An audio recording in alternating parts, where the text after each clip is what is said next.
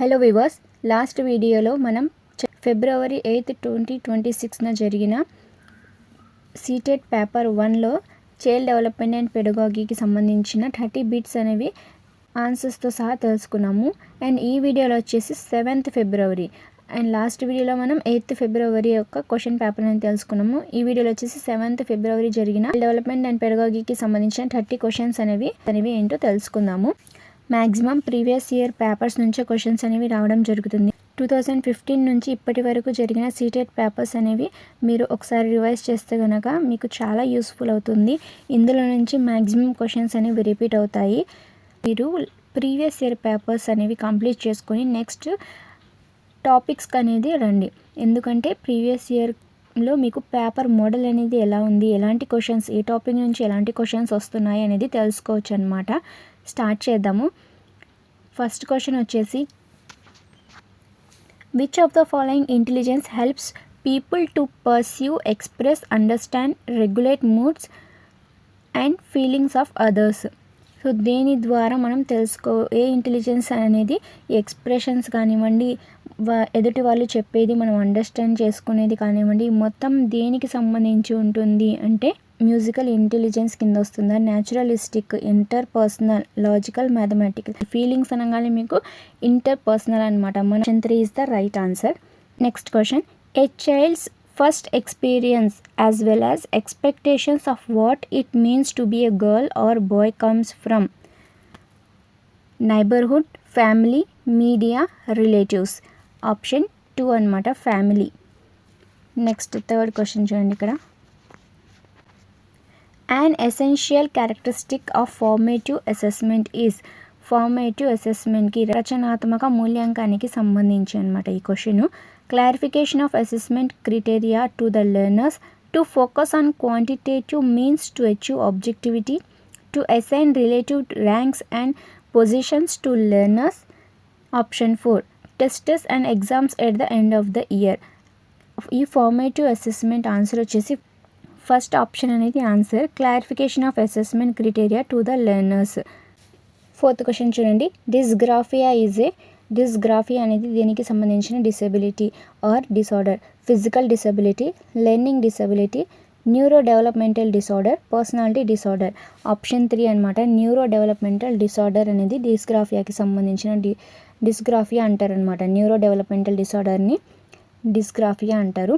Next వచ్చేసి 5th question,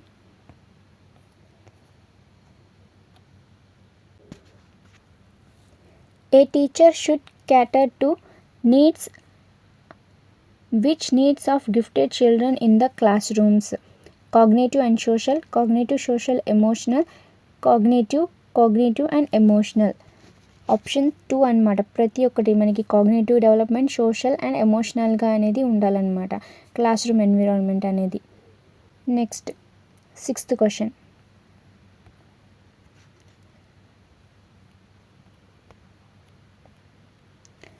which of the following are examples of pedagogical approaches to teach students with learning disabilities? బోధన వైకల్యాలు ఉన్న పిల్లలకి teachers ఎలా teach చేయాలి, ఏ విధంగా అప్రోచెస్ అనేవి యూస్ చేయాలి? సో 4 ఆప్షన్స్ అనేవి ఇచ్చారు. అందులోంచి ఏవేవి దీనికి సంబంధించిందో మనం చూడాలి. Use of multi sensory strategies, standardised learning goals, flexible and sequential instructions, breaking down tasks into smaller parts. So దీనికి సంబంధించి మీరు చూడండి ఇక్కడ ఫస్ట్ ఆప్షన్లో వచ్చేసి 1 3 4 1 2 3 4 1 2 3 4 అని ఇచ్చారు. 6th క్వశ్చన్ ఆన్సర్ వచ్చేసి ఫస్ట్ ఆప్షన్ అండి, 1 3 4. సెకండ్ అనేది ఉండదు. Standardised learning goals, so goals దీనికి సంబంధించి అనేది సెకండ్ ఆప్షన్ కాదు, మిగతా 3 అనమాట. Use of multi sensory strategies, flexible and sequential instructions, breaking down tasks into smaller parts. వీటి ద్వారా ఈ అప్రోచెస్ అనేవి యూజ్ చేసి లెర్నింగ్ డిసెబిలిటీస్ ఉన్న పిల్లలకైతే బోధించాలన్నమాట. నెక్స్ట్ వచ్చేసి మనకి 7th question, which of the following statements about autism spectrum disorder is correct? Autism గురించి ఇచ్చారు. ఇందులో కింద ఇచ్చిన ఆప్షన్స్లో కరెక్ట్ ఆప్షన్ ఏంటి ఆటిజంకి సంబంధించి? It is primarily ability to hear that is affected in autism spectrum disorder. Children with autism spectrum disorder ASD అంటారు. So full forms ASD full forms కూడా అడగొచ్చు. Autism spectrum disorder exhibit A performance preference for new stimuli every day. Children with autism spectrum disorder have excellent communication skills but very poor memory. Sensory integration and regulation help children with autism spectrum disorder. Seventh option వచ్చేసి seventh question answer వచ్చేసి option 4 sensory integration and regulation help children with autism spectrum disorder అనమాట. Next వచ్చేసి eighth question. So eighth question అనేది skip చేయండి. Next question వచ్చేసి read the following statements assertion and reason. So AR questions అనేవి చాలా చాలా important. Assertion reason. Assertion వచ్చేసి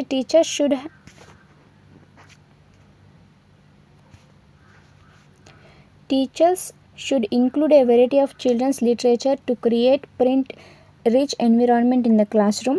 Reason. Classrooms rich in literacy materials and literacy experiences are centers to effective learning. Choose the correct options.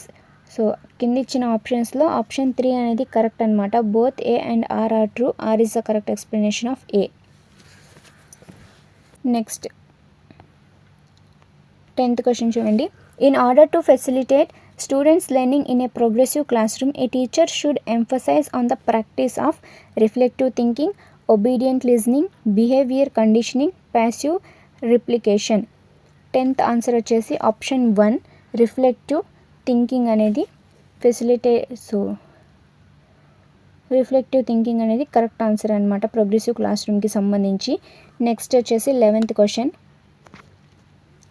Seeing Raman, a 4th grade student, stuck on a question, his teacher asked him to try the solution while speaking what is going on his mind. Such verbalization is likely to be. అంటే ఇక్కడ రామన్ అనే ఒక 4th class student ఒక question దగ్గర ఆగాడనమాట. అంటే ఆలోచిస్తూ అప్పుడు teacher ఏమంటారంటే నువ్వు ట్రై చేసి సొల్యూషన్ అనేది ఏదో ఒకటి నీ మైండ్లో ఏమొస్తుందో అది నువ్వు రాసే అన్నట్టు చెప్తుంది. ఆ వర్బలైజేషన్ని అనేది టీచర్ పిల్లవాడికి ఎలా హెల్ప్ చేస్తుంది అంటే supportive only for students with learning disabilities because they have difficulty in auditory processing, unpredictive because language and thought are not related, futile because language hinders thought process, helpful because language facilitates thought processes. Option 4 is the right answer. Helpful because language facilitates thought process. Helpful because language facilitates thought process. Option 4 is the right answer. Next వచ్చేసి 12th question చూడండి ఇక్కడ.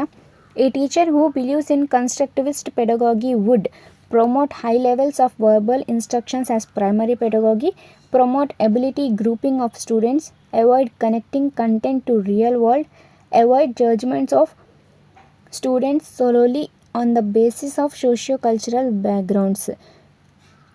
Option 4 అనమాట. Avoid judgments of students solely on the basis of socio-cultural backgrounds. Next 13th question చూడండి ఇక్కడ. Active engagement of learners implies that the students actively value marks and computation, consider textbook as their sole source of knowledge, inquire, explore and question, wrote, memorize facts and information. ఈ question వచ్చేసి మనకి elimination process అనేది చూడండి ఇక్కడ. Actively marks only marks అనేది ఇక్కడ negative words వచ్చేసి చూడండి ఇక్కడ మనకి. ఫస్ట్ ఆప్షన్ వచ్చేసి మార్క్స్ అనేవి నెగిటివ్ వర్డ్ అనమాట. Next textbook only textbook. Sole అంటే ఓన్లీ సోర్స్ అనమాట. సో ఓన్లీ ఇక్కడ ఓన్లీ అనే వస్తూ కూడా అది మనకి నెగిటివ్ వర్డ్ అనమాట. Next so inquire, explore and question అనేది కరెక్ట్గానే ఉంది. నెక్స్ట్ రోట్ మెమరైజేషన్, రోట్ అనేది కూడా మనకి నెగిటివ్ వర్డ్. ఇందులో ఎలిమినేషన్ ప్రాసెస్ అనేది చూస్తే ఇక్కడ మీకు క్వశ్చన్ చూడండి పాజిటివ్గా ఇచ్చారు కాబట్టి మనకి పాజిటివ్ ఆన్సర్ కావాలి. సో కాబట్టి కింద ఇచ్చిన ఆప్షన్స్లో నెగిటివ్ వర్డ్స్ ఏమేమి ఉన్నాయని తెలుసుకొని మనం ఎలిమినేషన్ చేసేస్తే ఆన్సర్ అనేది వస్తుంది మనకి. Option 3 is the right answer. Enquire, explore and question, third option is the right answer అనమాట. నెగిటివ్ వర్డ్స్ ఏమున్నాయి, పాజిటివ్ వర్డ్స్ ఏమున్నాయి అనేది ఒక వీడియోలో చేసి పెడతాను. అప్పుడు మీకు అయితే ఈజీగా అర్థమవుతుంది ఏమేమి వర్డ్స్ అనేవి నెగిటివ్గా ఉన్నాయి అండ్ పాజిటివ్గా ఉన్నాయి, మనం ఎలా ఎలిమినేట్ చేసుకోవాలి అనేది కొన్ని ఎగ్జాంపుల్స్ కూడా చెప్తాను. Next, Radha reasons cloths dry faster in the sun than in the shade. So the sun is helping them to dry. She is showing an understanding of decentration, animism, cause and effect, reversible thinking. Option 3 cause and effect అనమాట. Option 3 is the right answer అనమాట. Cause and effect గురించి అయితే ఇక్కడ చెప్పడం జరిగింది. Next 15th question చూడండి. ఇక్కడ which of the following is an example of intrinsic motivation. Intrinsic అంటే మనం సొంతంగా అనమాట మోటివేట్ అయ్యే విధంగా ఉండాలి. ఏది కింద ఆప్షన్స్లో playing a sport for personal enjoyment, completing the homework to avoid being scolded by parents, studying for a test to get good grade, playing a game for the prize money.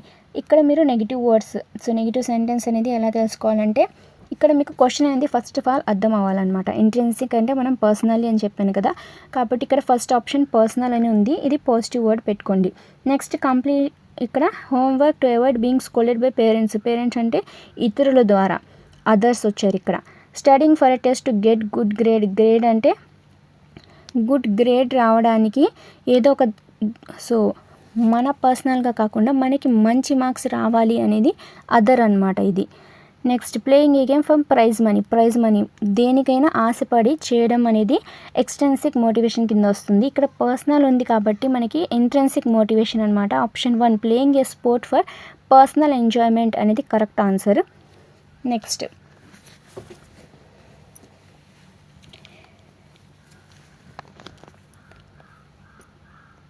16th question చూడండి. Assertion reason, so ఈ questions అనేవి చాలా important అండి. చూడండి, assertion వచ్చేసి teachers who believe in constructivist pedagogy should provide a lot TLM materials to the children. Reason వచ్చేసి young children depend only slowly on verbal instructions and lectures meaningful learning. Choose the correct option. 16th answer వచ్చేసి first అండి, A is true but R is false. దీనికి రెండు difference ఒకసారి చూడండి, మీరు క్లారిటీగా ఒకసారి అర్థం చేసుకుంటే కనుక ఈజీగా ఆన్సర్ అనేది చేయొచ్చు. ఆప్షన్ 1 అనేది ఆన్సర్ అనమాట. నెక్స్ట్ వచ్చేసి 17th question. Avoiding the appearance of low ability in front of peers and teachers is an example of task involved goals, performance avoidance goals, mastery goals, performance approach goals. 17th answer వచ్చేసి option 2 performance avoidance goals. Next 18th question చూడండి. Which of the following is an effective way to promote critical thinking in the classroom. Critical అంటే different ways, divergent thinking, ఈ రెండు గుర్తు రావాలి. Option 1 encouraging students to think independently and questioning assumptions, providing students with a set of predetermined answers to choose from. 3 encouraging rote memorization of facts, discouraging students from asking questions. ఇక్కడ మనకి question అనేది పాజిటివ్గా ఇచ్చారు, so మనకి positive answer కావాలి. Negative words అనేది ఎక్కడ ఉందో చూద్దాం. ఇక్కడ ఎంకరేజింగ్ అనేది మనకి positive word, providing students with set of, so మొత్తం చూసుకుంటే మనకి positive question, independently and questioning అనేది మొత్తం పాజిటివ్ వర్డ్సే. Providing students with a set of predetermined answers to choose from, so మనకి ప్రొవైడ్ చేయడం, సో సెట్ అనేది కూడా మనకి నెగిటివ్ వర్డ్ కింద వస్తుంది. ఎంకరేజింగ్ అనేది పాజిటివ్ వర్డ్, కానీ రోట్ మెమరైజేషన్ అన్నారు, రోట్ అనేది నెగిటివ్ వర్డ్. డిస్కరేజింగ్, సో ఇక్కడ డిస్కరేజింగ్ అనేది negative. Option 1 is the right answer. Encouraging students to think independently and questioning assumptions. 18th answer వచ్చేసి ఆప్షన్ 1. నెక్స్ట్ వచ్చేసి 19th క్వశ్చన్ చూడండి. Assertion and reason question ఇచ్చారు. Some children have characteristics that resemble their parents while others are markedly different from their parents. Reason వచ్చేసి working out how much of any characteristic is due to nature or jeans and how much is due to nurture or environment is a complex issue. 19th answer వచ్చేసి option 3 both A and R true R is the correct explanation of A అనమాట. So రెండు correct అనమాట. ఒకసారి మీరు క్లారిటీగా చదవండి. Next వచ్చేసి 20th which of the following statements about development is correct. డెవలప్మెంట్కి సంబంధించిన కరెక్ట్ అడిగారు. సో నాట్ అని అడగలేదు. కరెక్ట్ అంటే మనకి పాజిటివ్ అనమాట. Development can always be measured precisely. Development is multi dimensional and multi directional. ఇది అనేది మనకి కరెక్ట్ ఆప్షన్ అండి. ఆన్సర్ అనేది ఇక్కడే మీకు కనిపిస్తుంది. Multi dimensional and multi directional అనేది ఈజీగా తెలుస్తుంది. మిగతావి కూడా చూడండి ఒకసారి. Development is children can be predictive very accurately, అంటే ఖచ్చితత్వం అనేది ఉండదు. డెవలప్మెంట్ ఈజ్ ఏ ఇక్కడ ఉండిద్ది అని ఇచ్చారు. Development is a simple and unitary process. ఇది యూనిటరీ ప్రాసెస్ కాదు, డైమెన్షనల్ డిఫరెంట్గా జరిగేది. సో ఇక్కడ ఆప్షన్ 2 అనేది right answer. Multi dimensional and multi directional. ఇది ఆల్రెడీ రిపీటెడ్ క్వశ్చన్ అండి. లాస్ట్ వీడియోలో కూడా మీరు చూస్తే కనుక 8th February జరిగిన పేపర్లో కూడా ఈ క్వశ్చన్ అనేది ఇచ్చారు. కాబట్టి multi dimensional and multi directional development of principle గురించి అయితే రిపీటెడ్ క్వశ్చన్ అనమాట ఇది. Next read the following statement. Assertion, reason. The ability to comprehend and speak depends on the physical development of the mouth and brain. Reason వచ్చేసి emotional development is related to physical growth. ఈ రెండు అనేది చూస్తే మీకు same అండి, development గురించి ఇచ్చారు. కాబట్టి option 3 is the right answer.